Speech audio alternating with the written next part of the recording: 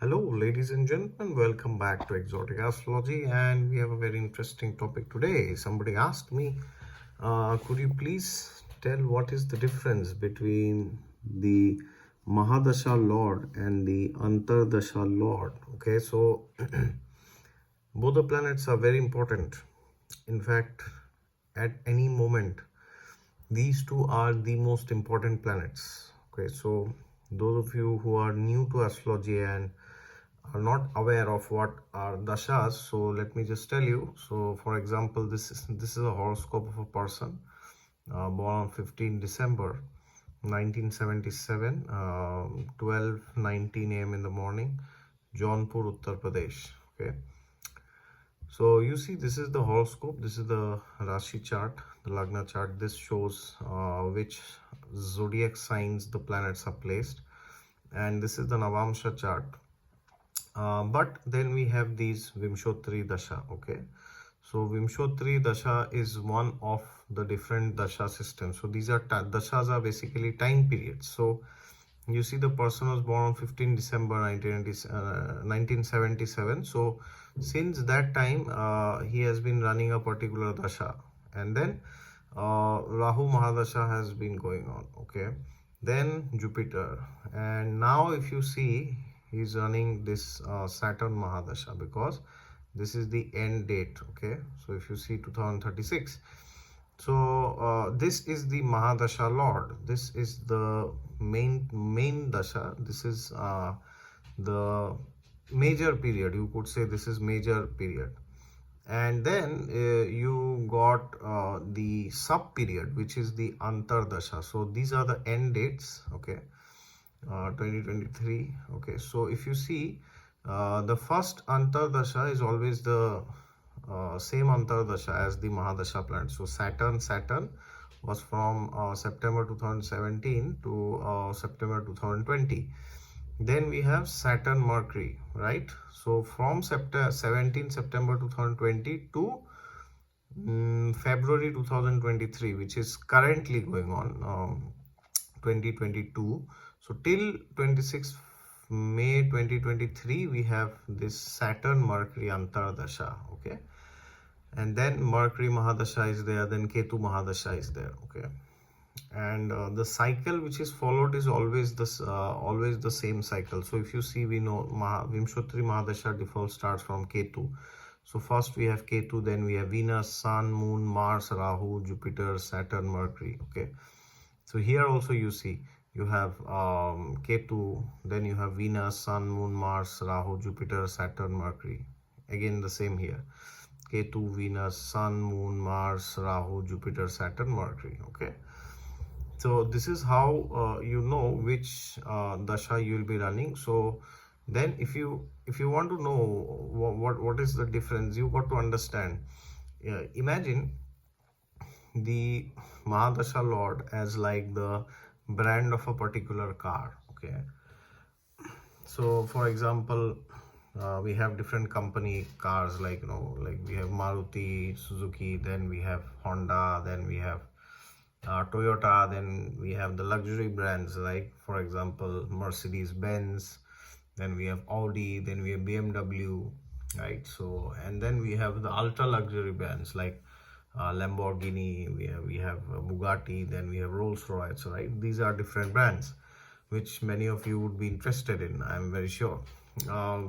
So that is like the brand of the car. So if the Mahadasha Lord is not good, it's like buying a car which may not be a luxury car. Okay, but if the Mahadasha Lord is good, then you might buy a Mercedes, for example. Okay, not that every person will literally buy a Mercedes, but this is just an example to illustrate.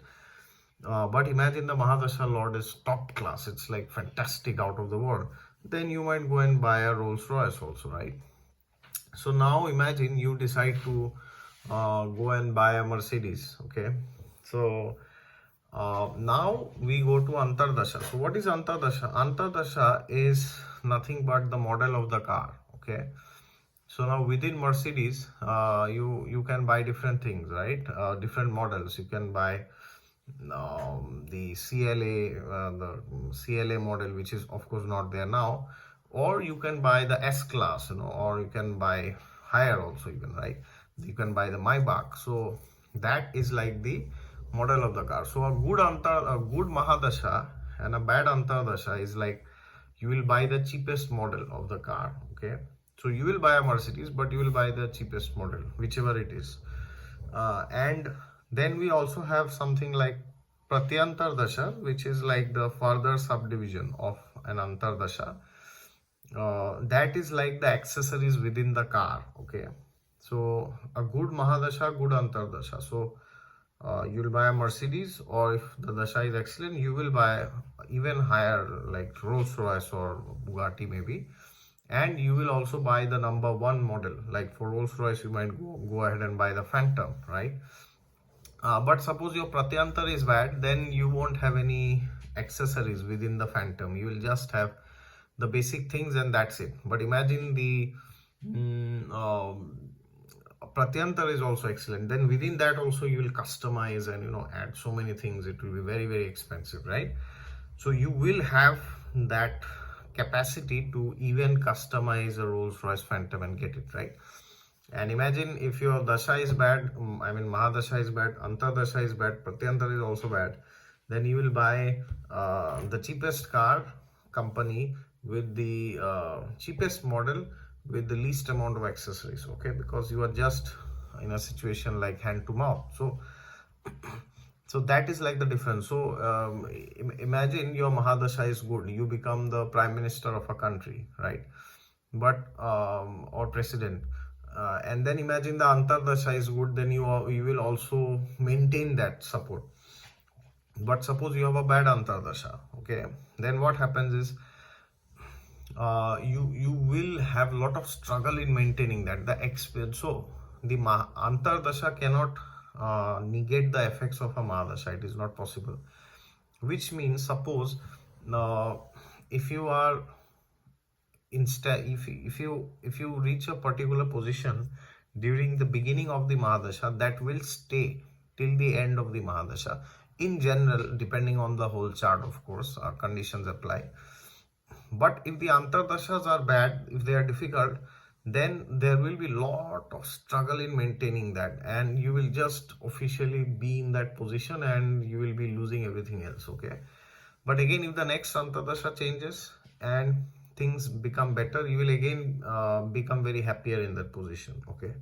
So Mahadasha, Antardasha, if they are good, then you are really very happy. And if Pratyantar is bad when the Mahadasha, Antardasha is good, it does not create major difficulties. It just creates some minor challenges, expenses, and short-term difficulties, okay? But yeah, if the Antardasha is bad, then there is a serious difficulty. So if you see here, the person is running Saturn Mahadasha, and so if you want to check the how the Mahadasha will be, there are like 1,000 parameters which you know, right? How to check the strength of a planet. So first of all, you see this is a Virgo Lagna, right? So for Virgo Lagna, Saturn is the 5th lord and 6th lord sitting in the 12th house. Of course, here Saturn may or may not be in the 12th house, because that we need to see from the Bhava chart. But for simplicity, I am just telling you to assume that Saturn is in the 12th house in Leo, okay? Just for simplicity, you try to understand what I am saying. Okay, so Saturn is in the 12th house, okay? So 5th lord, 6th lord in the 12th house, 6th lord in the 12th, 5th lord in the 12th. Not very good for career, name, fame. Could give bit of expenses. Some business partner might cheat you, or something not so nice can happen with the 5th, 6th lord in the 12th, and that too Saturn is in Leo again, right?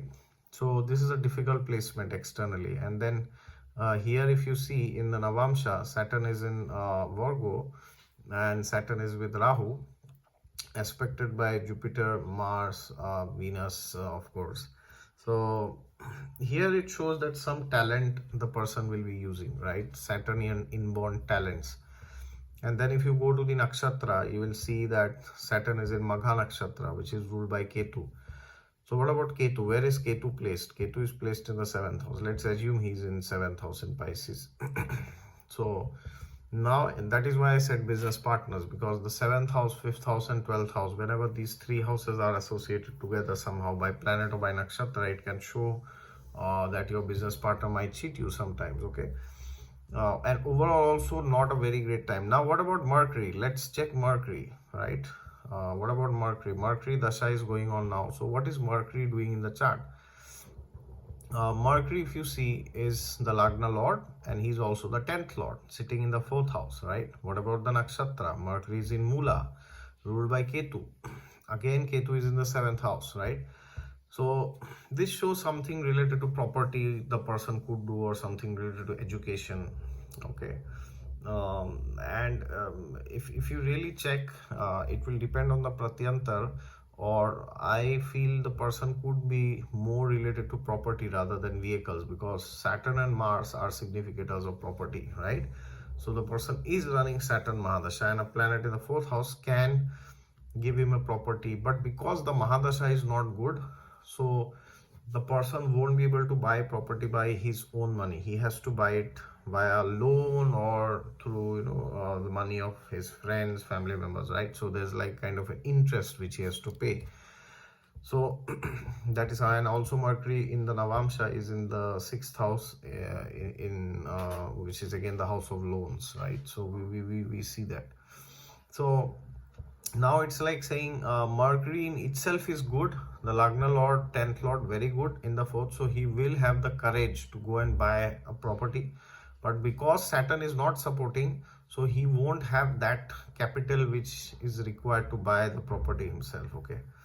Of course, you could say most of the people buy property on loan or through the wealth of other people, but there are also people who directly go and buy a property without any loan. Okay, so this person will not belong to that category. But anyways, don't think that I am just saying this simplistically and it's very easy to predict. No, there are 1,000 things we have to see. We have to see the Astak Varga.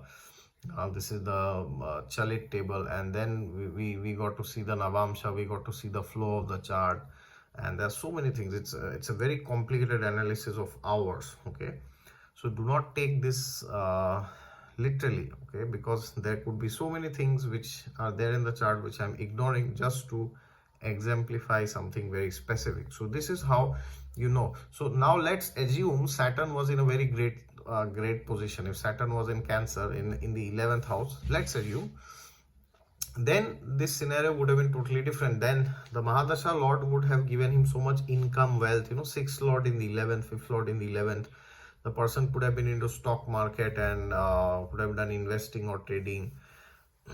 Or now what would have happened? Now the person would have purchased the property himself without any loan or without anything, any interest, and on top of that the person would also earn the rental income. Okay, so now not only is he giving EMI every month, and he's not getting any interest, he's only getting the capital appreciation of the property. But if Saturn was in a good dignity, because Mercury is already in a decent good dignity as the 10th Lord in the 4th, so if Saturn was in a great dignity, the 10th house or the 11th house, he could have done it all without anything, and on top he would have also got a rental yield every month. Okay, and because it is Saturn and Mercury, so Saturn shows properties which are not in a very good condition, so he could have purchased a property which is maybe not so new or not a great property, right?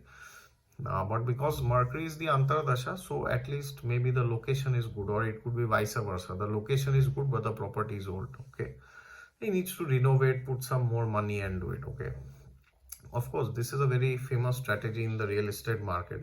They buy something which is not very good, and they make it much better, and then they sell it later. Especially in the US, it's a very famous strategy. This is not much there in India, but in US, this is very famous, right?